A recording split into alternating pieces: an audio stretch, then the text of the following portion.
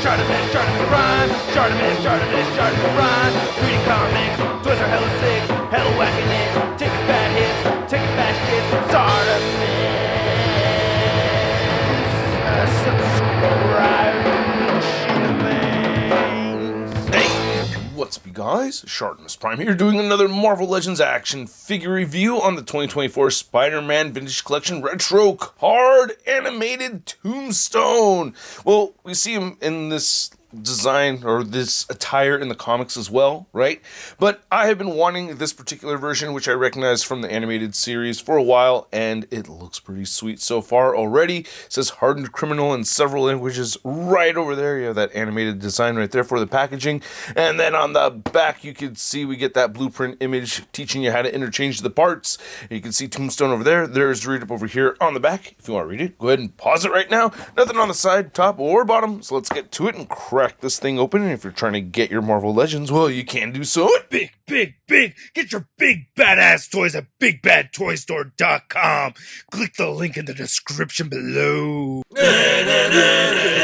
And here's Tombstone out of the packaging, looking pretty snazzy, looking pretty sweet. I gotta say, I've been digging this figure. I've posed him around a whole bunch, and there are some limitations. Even in this pose right over here, you can see that his coat is going to get stuck, kind of flipped up over there at the bottom of it. But yeah, the suited figures get tricky to pose. It's just kind of the nature of that design, you know what I mean? If you have no clothes on at all, like, you know, skin-tight suit like Spider-Man, it's a lot easier, right?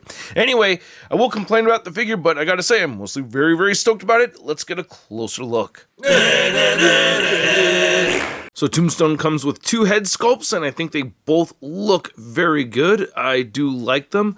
For a quick comparison, you can see the smiling one from the first one, which for some reason in my head I thought this was his first appearance look, but no. Him having the suit, that's his first appearance right over there from Web of Spider-Man 36. I don't know why I just remembered it that way. And he's, very much in the books wearing the pinstripe shirt right there with the black suit and everything. I like the head sculpt, and then we get an alternate head sculpt where we don't have any kind of neck hinge joint, so it's very much like the Talos figure from the Marvels wave, but this one looks really good too. Now, I do have this thing against flaring upper lips, because it's kind of super hard to make that gesture, but I like that you can see the teeth. The pink for the gums looks really good. So the paint applications actually look pretty nice on this. I love the red on the eyes right there for both of them. He doesn't have as much of a bluish hue to his flesh tone like we'd seen with this one, but I still think this works. I'm not complaining about it. Love the flat top right there. Looks really good. Like that hair sculpt. I have a weird thing of orange in it for some reason. I picked that out. But yeah, the head sculpts themselves look good. And the pinstripes on the dress shirt look really good too. I'm really happy with that. Very happy to see. And it looks like everything on this figure is new. I really like the sculpt of it. A lot of nice natural wrinkles and everything. Pinless joints throughout. Looking really nice. I like the new legs and everything. So I'm quite pleased with this figure. I love the little detail with the socks. I don't know if you can really see that, but you have these thin lines sculpted right here on the joint right above the shoe, and I think that's nice that they added sock detail. I like that. I haven't seen sock sculpted details on a Marvel Legend before. The loafers look really nice too. I think these are new as well. So I really dig that. As far as accessories, the interchangeable head. He does come with an extra set of hands, so you get a wide open hand right there for the left side, and then you have a horizontal hinge right over here for this weapon holding hand, and his weapon of choice is crowbar. All right, so not too bad that he comes with a crowbar. So articulation isn't terrible, it's just hindered a bit, and God, I don't like this kind of neck articulation, but for a suited figure like this, somebody who's not going to be hopping around and posing in the air and all that, it doesn't bother me as much, but I don't really like it. You could move back and look up just the tiniest bit, or shift in the upward direction. I guess it's not even able to look up at all. Could look down a little bit. You get side-to-side motion and a decent amount of head pivoting. There's just not a whole ton of movement with this kind of articulation. I just really don't like it. No butterfly joints. Shoulders will move outward at almost the 90-degree mark, and you can move them all the way in. Rotate a full 360. You get the bicep swivel. You have the beautiful pinless double-jointed elbows.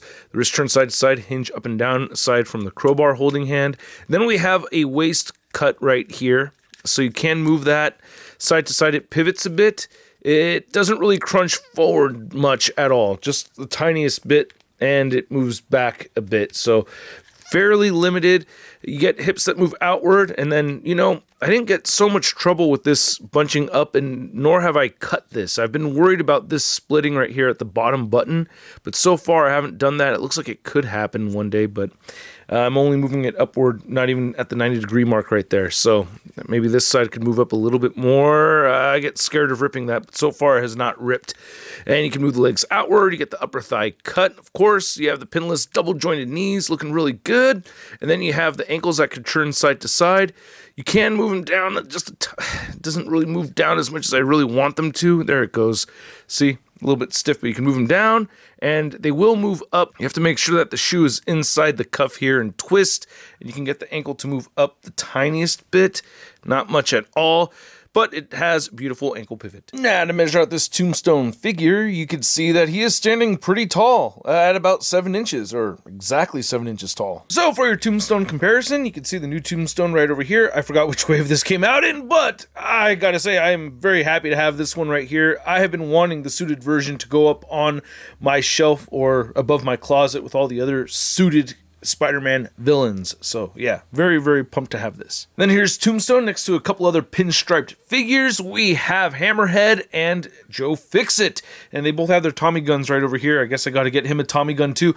One thing to note, I love the pinstripes on these figures. I'm so happy that Hasbro is doing this, but with this figure right here, I think it's exceptionally awesome with how thin and small these pinstripes are and how accurate they look on the figure. I'm just really impressed with it. And only just for fun, I wanted to show off Tombstone next to my Joe Fixit and Patch 2-pack figures. I like having these suited figures. They look so snazzy. And here's Tombstone next to his daughter, Janice Lincoln. And one thing I wanted to show off here, I saw Century Productions do this with the new Wasp figures, that he used these female beetle wings on the Wasp, and I thought that actually looked really cool. Oh yeah, that looks better to me. Damn it. I wish Hasbro went with pink wings for this Wasp. Especially because my mini figurine has pink wings too. Damn it. And then here's Tombstone next to all the other figures from the wave. We have Spider Shot, Last Stand, Spider-Man, Scarlet Spider, Jack-O-Lantern, and Hallows' Eve. And to rank this wave, which I think overall is a very good wave. So at the bottom of the list, it goes to the Last Stand Spider-Man, and then right above that is the Spider Shot. At number 4, I'm giving it to Hallows' Eve, even though that's the only new character in my collection. I did just find out about her through this figure being released, so if I was more familiar with her, she'd probably be higher up on the list.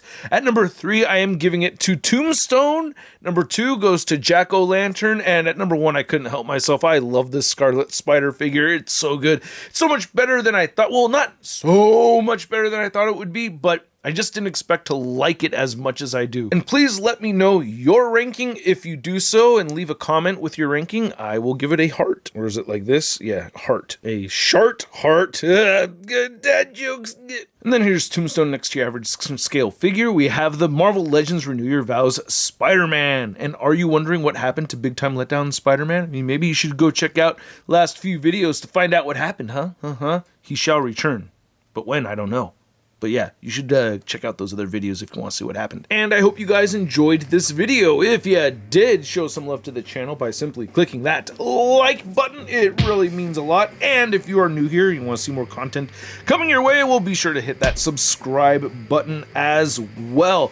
I may be taking a break fairly soon to do some spring cleaning around here. I have a lot of stuff I gotta move around, make some space, sell some stuff, you know. Got to do some clearing up over here, but I will be having videos going up, so stay tuned for what's coming next to the channel. And man, this Tombstone is awesome. I'm so stoked to have it. It just looks really badass. It looks so damn clean. I like the build of it. I like the height of it. Yeah, the articulation can be wonky. Yeah, I don't like the head joint or the neck joint. Can't do any real head swaps with that, or any significant head swaps that I want to do anyway, so that bums me out. But I've seen newer figures not have this kind of head articulation, so I do like that they are doing that. But yeah, overall, I think this thing is badass. I'm just very, very happy with it. Can't wait to put them up on the shelf. And at the price point of around $25, I'm going to give this Tombstone a Sud rating of... I love it! And I'd like to know what you guys think, so please let me know in the comments section below. If you want to stay in touch with me on social media, you can find me on Instagram, Twitter, Twitch, and TikTok, and I will catch you guys later. Peace! That's crispy.